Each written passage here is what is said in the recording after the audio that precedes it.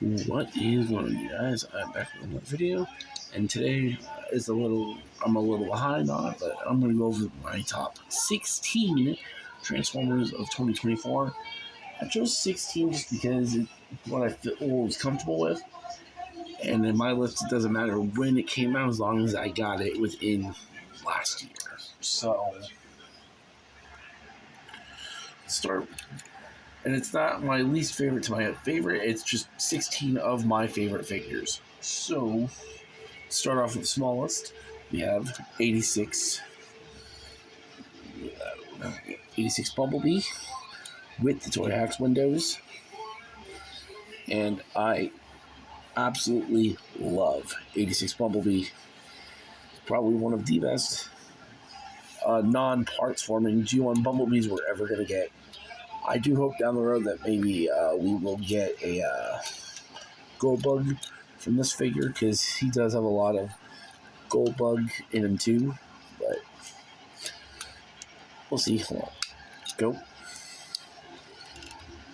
back into those notches. There we go. But yeah, so 86B is just he's a great figure. Really great. I do want to get the little hubcap for the back of the car at some point, but we'll see where that goes. Yeah, so 86B is my number 16. At number 15, we have the Legacy United Cyberverse Windblade with the Non-F Productions kit. Windblade is probably one of my favorite figures, just in general, because I think this is the best Windblade they've ever made too. She's so good, especially when you combine her with the DNA wing fillers in this new sword. She just jumps to an even better figure. Her posability is really great. She just overall just embodies not only Cyberverse Windblade in general. And I just think she's truly an amazing figure. Let me see if I can desaturate. Yeah. So number 15 is Windblade.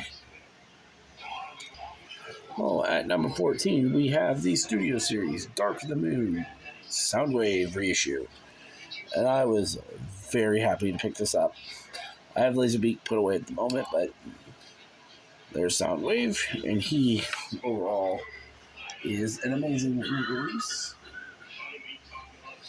Yeah, he doesn't have waist or whatever, or even a weapon, but I'm just glad they re-released, because Soundwave was such a hard to get figure during the Dark of the Moon days, and still to this day the original goes for insane money. It's great to have another Decepticon among my figures for my Dark of the Moon collection.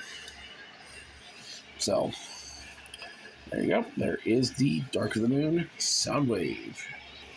14, we have the Studio Series Transformers, the 2007 movie Bumblebee reissue as well. And I love this thing. I love all three versions of the mold.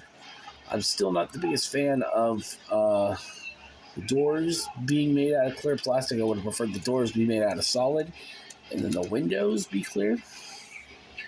But I think this is just an awesome Bumblebee mold in general. He really recreates the look of how he did it during the Bayverse trilogy. Or, well, throughout most of the Bayverse movies. I just think this is an overall solid figure, and I was very happy to get it when it was reissued. Focus. There we go.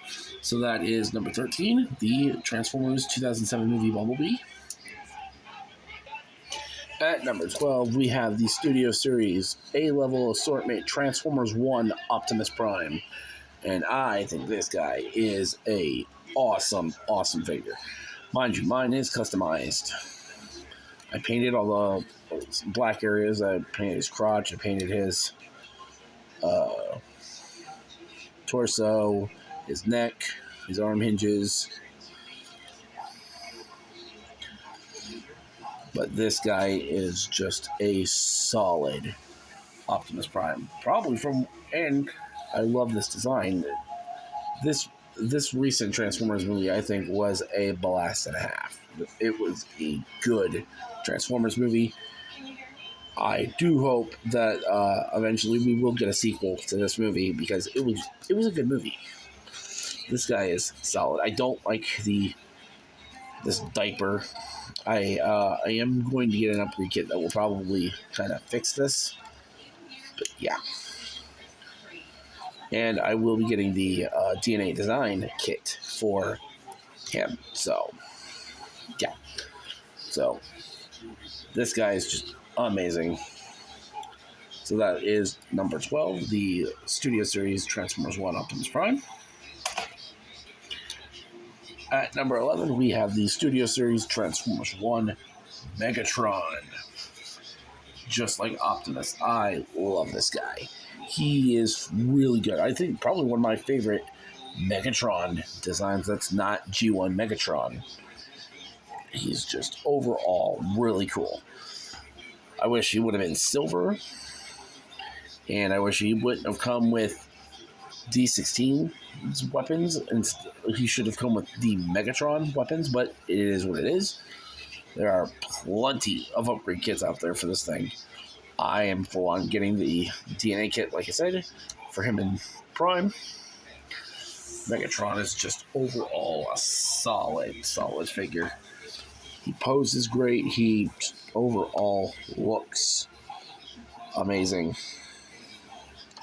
Oh, yeah. That is number 11 with the Transformers 1 Megatron. At number 10, we have the Legacy United G1 Gears. I love the grumpy little guy.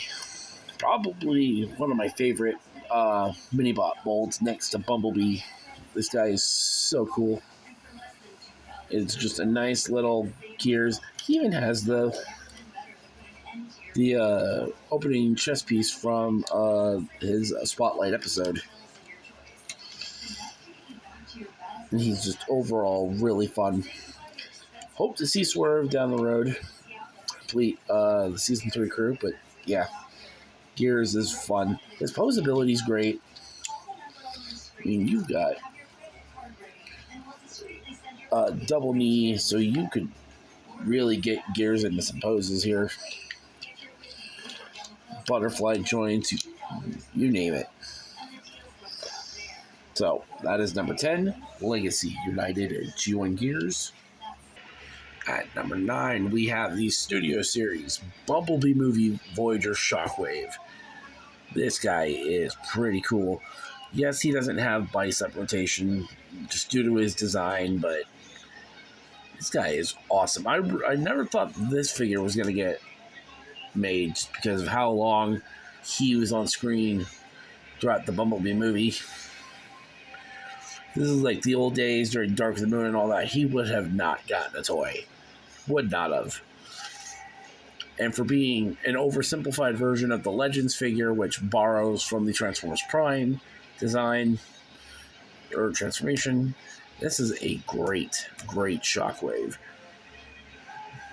So that is number 9, the Bumblebee movie Shockwave. At number 8, we have the Dramatic Capture Series Nemesis Bridge set. Focus. Why are we not focusing? Okay. We have the Nemesis Bridge set. And I thought this was a great set from the get-go. Absolutely adored this version of Shockwave. Same with Soundwave. And I love the silver paint job for Megatron. These guys are just great looking. Now, mind you, like I said, with the Legacy United Soundwave, this Soundwave does not sit on my main display anymore. And neither does this Megatron, but these guys, I still display them. These will more than likely, I'm going to rearrange the display again at some point, and you'll see what I do with them eventually. Shockwave, I think, is probably still my favorite release of this set. because this purple is gorgeous. If we are getting an 86 version next year, I don't know how you can top this. So yeah, so that is the number 8 with the dramatic capture Nemesis Bridge set.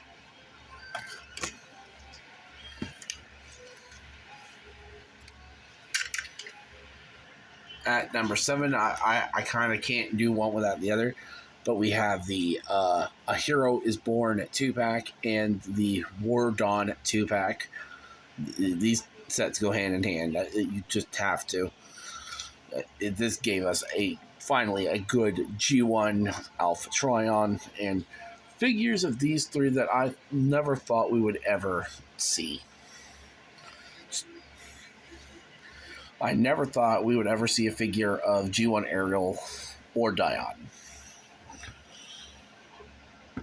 Oh, by the way, if you couldn't tell, his eyes aren't painted because I didn't like how dead they looked, even though he's supposed to die, but he's not dead.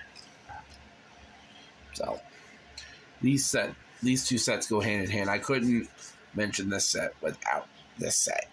It's just amazing to finally have a G1 Alpha Trion, a decent Orion Pax, and his two friends. So that is my number 7. Well,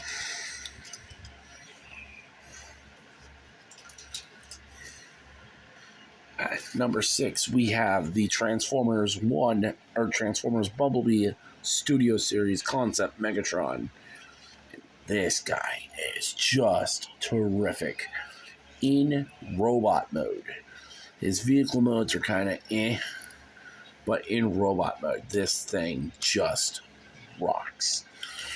Incredible articulation. He's got fingers or hand articulation that rivals that of the Commander class. This guy is just poseable. The fusion cannon looks great. Overall, Megatron just rocks. This design should have been in the Bumblebee movie. Should have.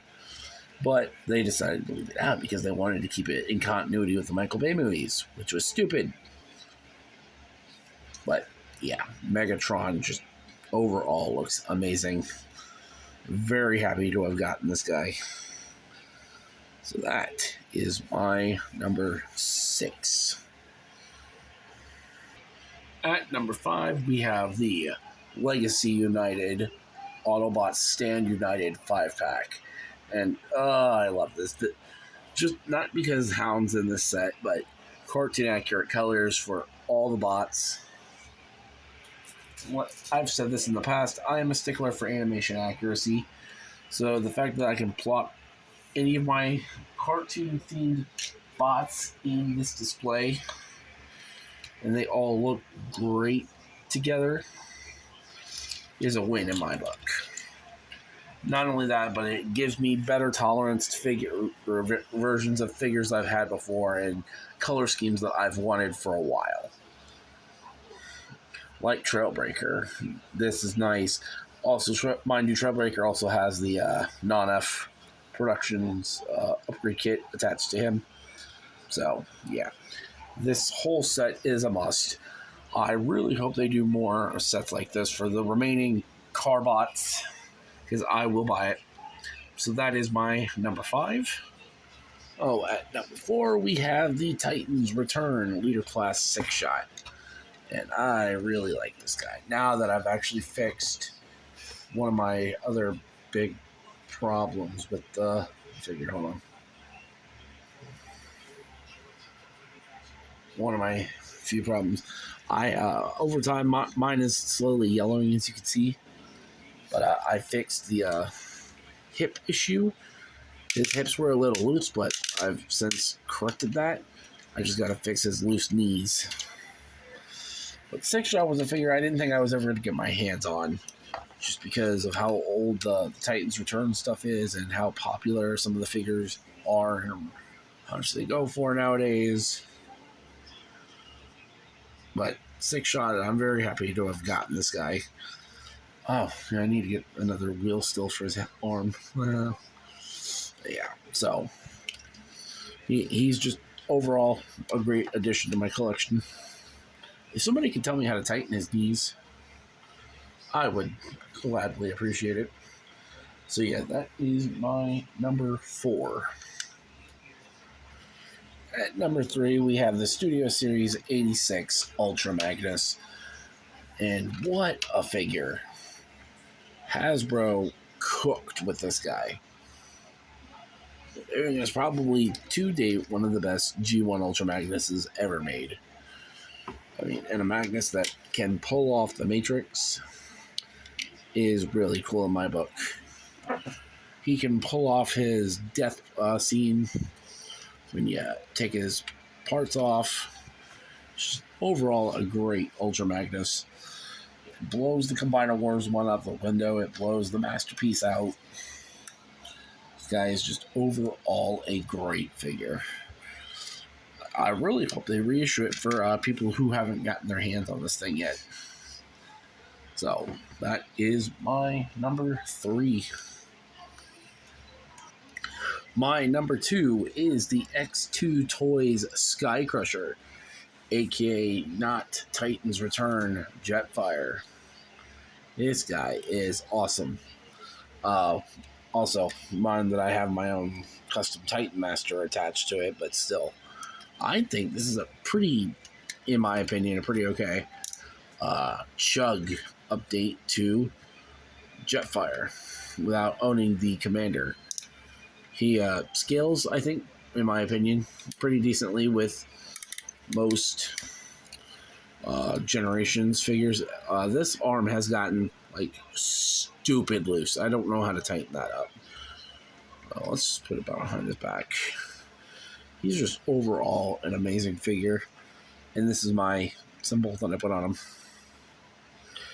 So, yeah, like I said, he scales pretty decently with most Generations stuff that you own. And he's compatible with the Titans Return stuff, which that I love that even more, because the Titans Return line is probably one of my favorite gimmicks that came out of the Prime Wars. Yeah, that is my number 2.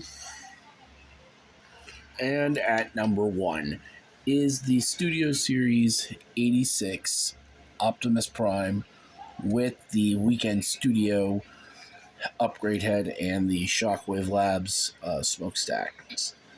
This is probably one of the best Hasbro figures ever made. This guy is pure perfection. He poses like a charm. He looks amazing. If you are a person who is in desperate need of a G1 Optimus Prime and does not want to pay or buy the Earthrise mold again, get this. And then combine it with the head made by Weekend Studio. Even more perfection. This looks like G1 Optimus Prime had just crawled out of the cartoon, ready to display himself on your shelves. He is just an amazing figure. I don't know if Hasbro will ever be able to top this thing. So, yeah. That is the top 20 or my top 16 figures of the year of 2024. I got a lot of stuff in 2024, but I feel like these were some of my personal favorites that came out over the course of the year. Let me know what you guys your top 16 are, or whatever your top amount is of the year in the comments below. I thank you all for watching, and I will see you guys later.